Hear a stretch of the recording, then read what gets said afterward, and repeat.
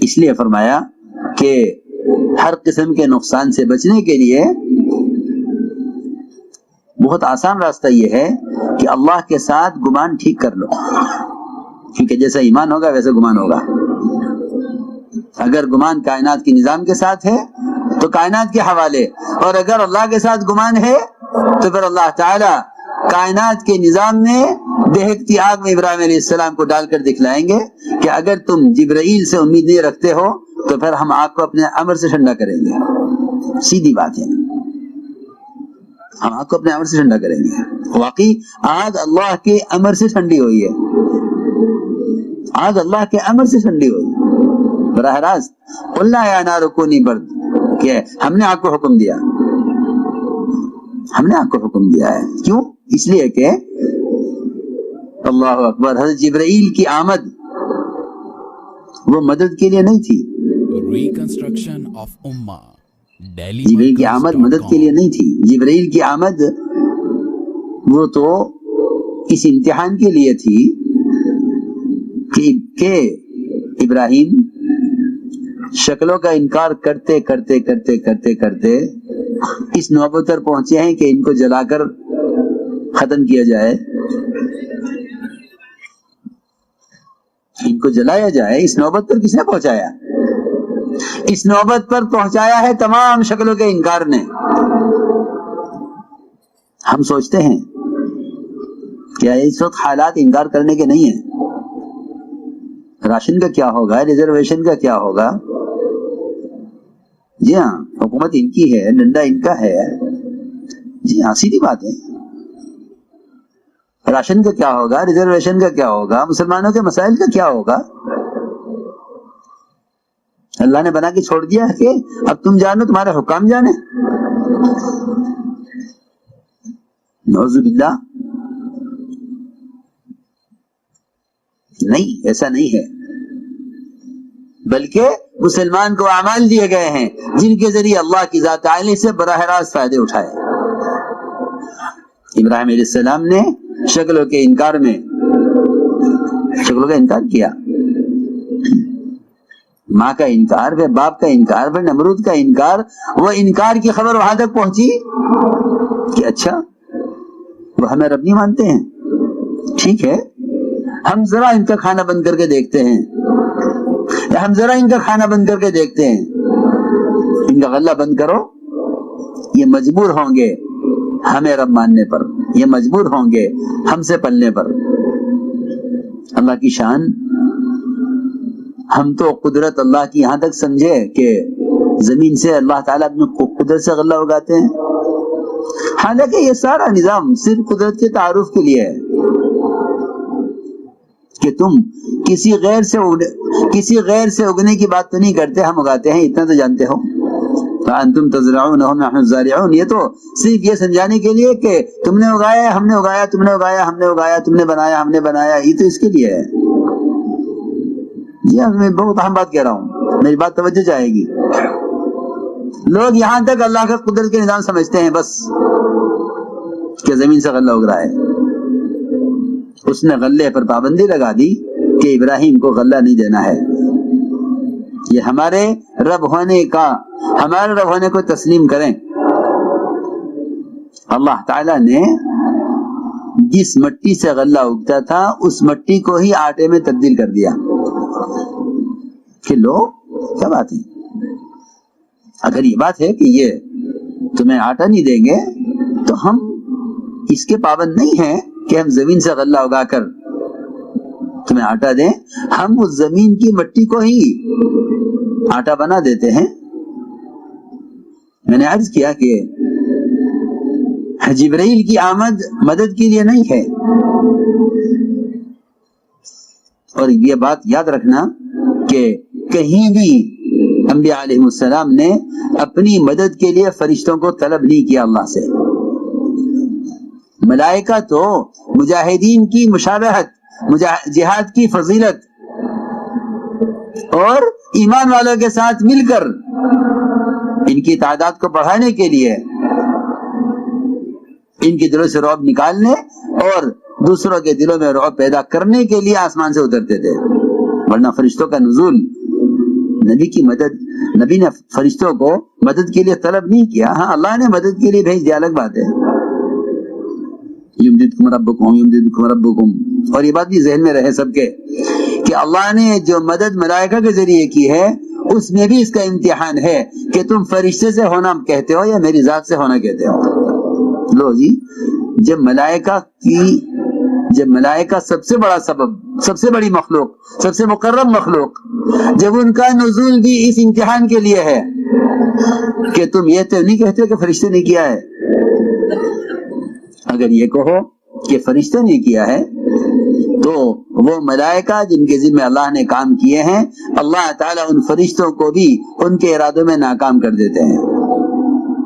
جی ہاں، ان فرشتوں کو بھی ان کے ارادوں میں ناکام کر دیتے ہیں. آپ دیکھیں طوفان نوح میں وہ فرشتہ جس کے ذمہ پانی کا سارا نظام تھا اور پانی جس کے قبضے میں تھا، پانی خلاف ہو گیا فرشتے کے، وہ پانی کو روکے اور پانی فرشتے کی مخالفت کرے کہ نہیں ہم آپ کے تابع نہیں، ہم اللہ کے تابع ہیں. جی ہاں، فرشتہ بے بس ہو گیا، میں کیا کروں؟ میں پانی کو روکتا ہوں اور پانی مجھ سے سرکش ہو گیا. اِنَّا لَمَّا طَغَى الْمَاءُ، کیا مطلب ہے کہ ہم نے فرشتے کے اختیار کو ختم کر دیا. اللہ تعالیٰ جب چاہیں جس فرشتے کے اختیار کو چاہیں سلب کر لیں. تو میں نے عرض کیا کہ انبیاء علیہ السلام نے کبھی بھی مدد کے لیے ملائکہ کو طلب نہیں کیا، ورنہ ایمان والا جب ہر طرف سے مایوس ہو کر اور بے چین ہو کر اللہ کو پکارتا ہے تو فرشتے اللہ سے خود درخواست کرتے ہیں کہ ہمیں فلاں کی مدد کے لیے بھیج دے. آپ جانتے نہیں کہ ملائکہ ایمان والوں کے غلام ہیں، ملائکہ ایمان والوں کے غلام ہیں. جی ہاں، تم اللہ کو پکارو تو صحیح، ملائکہ ایمان والوں کے غلام ہیں. فرشتہ خود کہتا ہے کہ میں فلاں آسمان کا فرشتہ ہوں، اس نے جب دروازہ کھٹکھٹایا تو میں نے اللہ سے کہا اے اللہ اس کی مدد کے لیے مجھے بھیج دے. اور اس نے آ کر فرشتے نے آ کر قلی کی حفاظت کے لیے اور ڈاکو کو قتل کرنے کے لیے جب گھوڑے پر خنجر کو ظاہر کیا، پوچھا تو کون ہے؟ کہ میں فلاں آسمان کا فرشتہ ہوں اور میں غلام ہوں اس شخص کا. دیکھو نا روایت میں غلام ہوں اس شخص کا جو اللہ تعالیٰ کو اللہ کے غیر سے مایوس ہو کر، اللہ کے غیر کا انکار کر کے اللہ کو پکارتا ہے. میں اس کا غلام ہوں. اس لیے میں نے عرض کیا کہ ابراہیم علیہ السلام ساری شکلوں کا انکار کرتے کرتے جب آگ میں ڈالے جانے لگے تو جبرائیل آئے کہ اللہ نے بھیجا آپ کی مدد، کہ ہمیں آپ کی حاجت نہیں ہے، اما الیکا فلا، ہمیں آپ کی حاجت نہیں ہے. یہاں اللہ تعالیٰ نے آگ کو اپنے حکم سے ٹھنڈا کیا. اور لوگ کہتے ہیں کہ یہ تو بھائی نبی تھے، وہ تو نبی تھے، ہو گیا آگے. عجیب بات ہے کہ لوگوں نے اللہ تعالیٰ کی مدد اور غیبی نصرتوں کو صرف انبیاء کے واقعات تک محدود کر کے چھوڑ دیا، بلکہ بھلا دیا. ورنہ ابو الدرداء رضی اللہ تعالی عنہ ایک آ کر کہے آپ کے گھر میں آگ لگ گئی ہے، دوسرا کہے آپ کا گھر جل گیا ہے، تیسرا آئے آپ کا گھر جل رہا ہے، آپ کہاں ہیں؟ میں کیسے تمہاری بات کا یقین کر لوں؟ ادھر مجھے اللہ نے دعا سکھلائی ہوئی ہے کہ مصیبت نہیں آئے گی، میں تمہاری بات کا یقین کروں، اللہ کی خبر کا یقین کروں. اس لیے کہ ایک طرف نظر ہے، ایک طرف خبر ہے. اس کا ہمیشہ ٹکراؤ ہوگا، ہمیشہ. خبر اور نظر، خبر یقینی ہے، نظر غیر یقینی ہے. خبر یقینی ہے، نظر غیر یقینی ہے. لوگ کہتے ہیں ہاں ایسے اتفاق سے ہو گیا ہوگا. نہیں، اتفاق کوئی چیز نہیں ہے. اتفاق سے ہونا ہی دہریت ہے، اتفاق سے ہونا ہی دہریت ہے. اتفاق سے کچھ نہیں ہوتا، سب کچھ اللہ کے کرنے سے ہوتا ہے. وہاں وہ اس فکر میں تھے کہ اگر میں آگ دیکھ کر، جو آگ میرے گھر میں آگ لگتی ہوئی دیکھ کر آ رہے ہیں، اگر میں ان کی بات کا یقین کر لوں تب تو مکان جل جائے گا. کیونکہ جب اللہ سے امید ختم ہو جائے گی تو اللہ تعالیٰ اپنی ذات سے امید نہ کرنے والوں کو اپنے غیر کے حوالے کر دیتے ہیں. اور اللہ وعدہ خلاف ہے نہیں. اللہ نے مجھ سے وعدہ کیا ہے جو صبح یہ دعا پڑھ لے گا اس پر کوئی آفت نہیں آئے گی. میرا یقین ہے کہ اللہ میرا مکان نہیں جلائیں گے. تم غلط کہہ رہے ہو. ایک نہیں 3 آ گئے. جی ہاں, نہیں میں نہیں مانتا. دیکھو میرے دوستو عزیزو, لگی ہوئی آگ کے نقصان سے بچنے کے لیے بھی لگی ہوئی آگ کے نقصان سے بچنے کے لیے بھی دعا ہے. یہ نہیں یہ لگنے سے پہلے کی بات ہوگی, اب تو لگ گئی کہ آگ لگے گی, کیونکہ آگ لگے گی. اگر تم اللہ کے ساتھ اپنا گمان ٹھیک رکھو تو اللہ تعالیٰ اس آگ کے لگنے کے بعد بھی اس کے نقصان سے گھر کو محفوظ رکھیں گے. تم ہمارے سے گمان تو کرو. تمہیں تو سارے گمان اللہ تعالیٰ سے, اللہ سے سارے گمان برائے اسباب ہیں. اللہ کرتے ہیں مگر کائنات کے نظام میں. میرے دوستو عزیزو, حضور اکرم صلی اللہ علیہ وسلم نے اپنے صحابہ کو جو ایمان سکھلایا تھا وہ ایمان بالغیب سکھلایا تھا. ایمان بالغیب سکھلایا تھا کہ تم حالات کو دیکھ کر یہ مت کہنا کہ یوں ہو سکتا ہے. ایک طرف احکام دیے ہیں, ایک طرف حالات دیے ہیں. کیسے ایمان بالغیب سکھلایا تھا. اللہ اکبر. ایمان کی تعلیم دی, پھر ایمان کے امتحان لیا. ایمان کی تعلیم دی, پھر ایمان کا امتحان بھی لیا. حضور اکرم صلی اللہ علیہ وسلم کی جو بات, آپ کی بات اتنی سچی ہے کہ آپ کی بات کی تصدیق کرنا اپنے سنے دیکھے بغیر, یہی اصل ایمان ہے. بلکہ حضرت خزیمہ بن ثابت رضی اللہ تعالیٰ عنہ سے آپ نے جب سوال کیا کہ خزیمہ تم نے کیسے گواہی دی ہے, اس واقعے میں جس میں آپ نے ایک دیہاتی سے گھوڑا خریدا,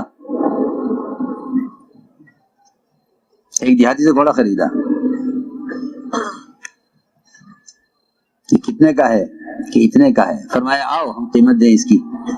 معاملہ ہو گیا, قیمت طے ہو گئی. آپ آگے بڑھے تیزی سے قیمت دینے کے لیے. ادھر پیچھے گھوڑے والا تھا, گھوڑے کو لے کر لوگ میرے گھوڑے والے سے گھوڑا بیچو گے. اس نے قیمت بڑھا کر بتلائی, دوسرے گاہکوں سے بات کر لی اور آواز دے کر کہا کہ اے محمد صلی اللہ علیہ وسلم, آپ گھوڑا خریدیں گے, ان کو بیچ دوں. آپ نے فرمایا یہ گھوڑا تو میں تم سے لے چکا ہوں, میرا معاملہ تمہارا ہو چکا ہے. اس نے کہا نہیں ہماری آپ کی کوئی بات نہیں ہوئی. اس کو پیسے زیادہ مل رہے تھے دوسروں سے. میں لے چکا ہوں. اس نے کہا نہیں میری آپ کی کوئی بات نہیں ہوئی. گھوڑے والے نے کہا کہ اچھا ایسا اگر ہے تو آپ گواہ لائیے. اور اسے معلوم ہے گواہ کوئی تھا نہیں. اور کون گواہی دے گا, گواہی کون دے گا, گواہ کوئی تھا نہیں. چنانچہ اس کا اصرار گواہ کا, آپ فرما رہے گواہ کوئی نہیں ہے. اتنے میں گزر رہے تھے وہاں سے خزیمہ. انہوں نے سنا کہ دیہاتی آپ سے گواہ مانگ رہا ہے. آگے بڑھے کہ میں گواہی دیتا ہوں, میں گواہی دیتا ہوں کہ آپ نے گھوڑا اس سے خرید لیا تھا. آپ نے حضرت خزیمہ سے جو فرمایا کہ تم نے گواہی کیسے دی ہے, یہ سوال نبی کا, یہ سوال اس مقصد کے لیے نہیں ہے کہ آپ موقع پر نہیں تھے, آپ نے کیسے گواہی دی, بلکہ نبی کا یہ سوال اس مقصد کے لیے ہے کہ خزیمہ اگر ہم تم سے ڈانٹ کر بھی پوچھے تم نے کیسے گواہی دی ہے تو ایسا تو نہیں کہ تم انکار کر دو. سنو میں کچھ کہہ رہا ہوں. یہاں خزیمہ کے ایمان کا امتحان تھا. ہمارے پوچھنے پر اپنی بات سے پھر تو نہیں جاتے. جی ہاں, کیونکہ نبی جس بات کو لے کر آئے ہیں اس کا ان کو خود یقین ہے, اس کا ان کو خود یقین ہے. آمن الرسول بما انزل الیہ من ربہ والمؤمنون. ایمان والوں کو چاہیے کہ نبی کی بات پر ایمان لائے اور نبی خود اپنی بات پر سچے ہیں. نبی سے جھوٹ کا صدور نہیں ہو سکتا. آپ کا سوال بطور تنبیہ کے ہے کہ ہم اگر ڈانٹ کر بھی پوچھیں کہ تم نے کیسے گواہی دی ہے تو تمہیں اپنی گواہی میں شک نہیں ہونا چاہیے اور تمہیں اپنی بات میں تردد نہیں ہونا چاہیے اور تمہیں اپنی بات سے ہٹنا نہیں چاہیے. عجیب بات ہے. عرض کیا کہ ہمیں کیوں نہ گواہی دوں؟ یہ ایک گھوڑا، اس کی کیا حیثیت ہے؟ آپ نے ہمیں قبر کی، حشر کی، جنت کی، دوزخ کی، عرش کی، کرسی کی، اللہ کے وجود کی خبریں دی ہیں. ہم نے تو کچھ بھی نہیں دیکھا. ہم تو اس سب کو مانتے ہیں صرف آپ کی تصدیق میں، صرف آپ کے کہنے پر. تو جو ذات اتنی بڑی بڑی چیزوں کے بارے میں جھوٹ نہ کہے، وہ ایک گھوڑے کے بارے میں کیا غلط کہے گی؟ فرمایا آج سے خزیمہ کی گواہی 2 کے برابر. سچے ایسے ہوتے ہیں. تصدیق کہ نبی کی بات کی تصدیق، کہ نبی کی بات کی تصدیق کرو.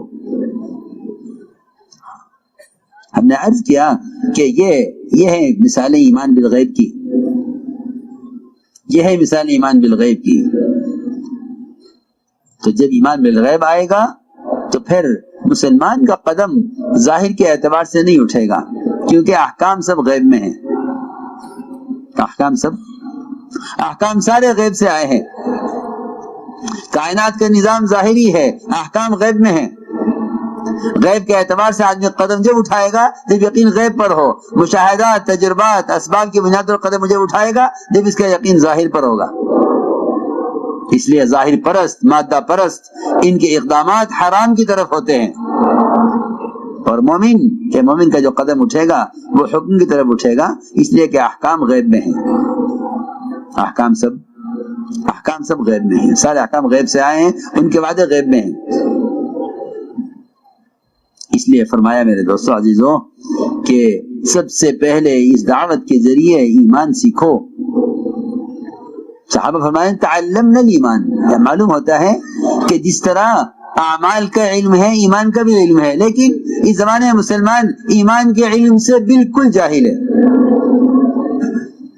ایمان کا بھی علم ہے نا، کیونکہ نماز کا علم، روزے کا علم، زکوٰۃ کا علم، حج کا علم، جیسے سارے فرائض کا علم ہے ایسے ایمان کا بھی علم ہے.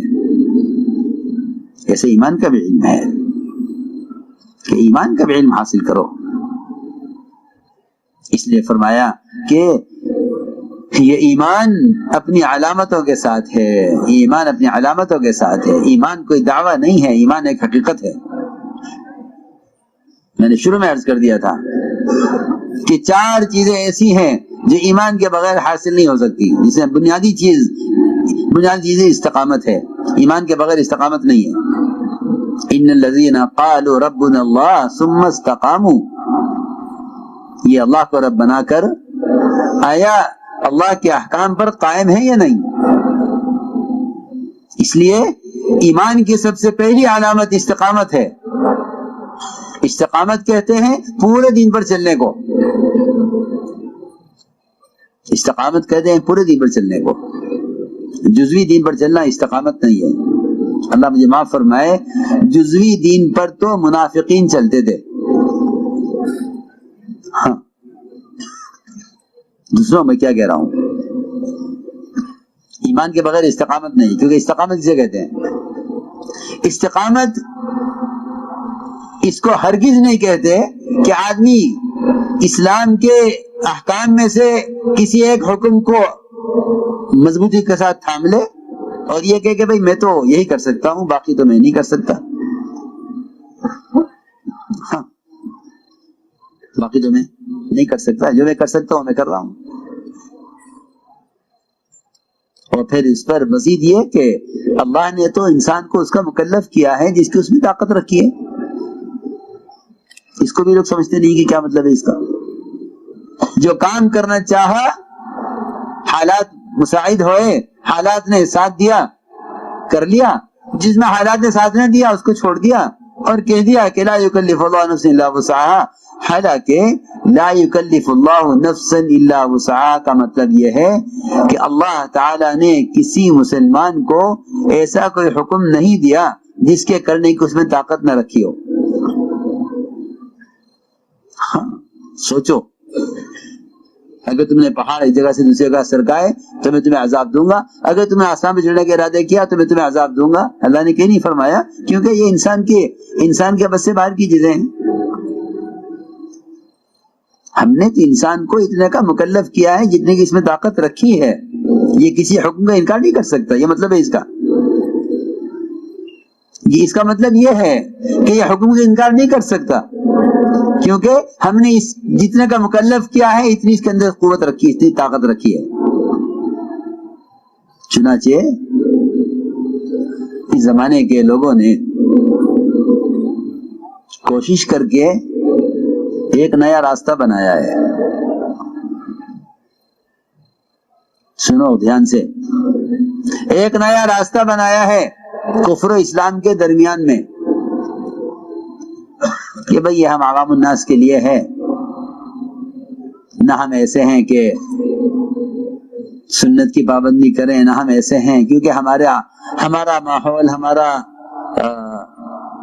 سوسائٹی، ہمارا نظام کچھ ایسا ہے. جی ہاں.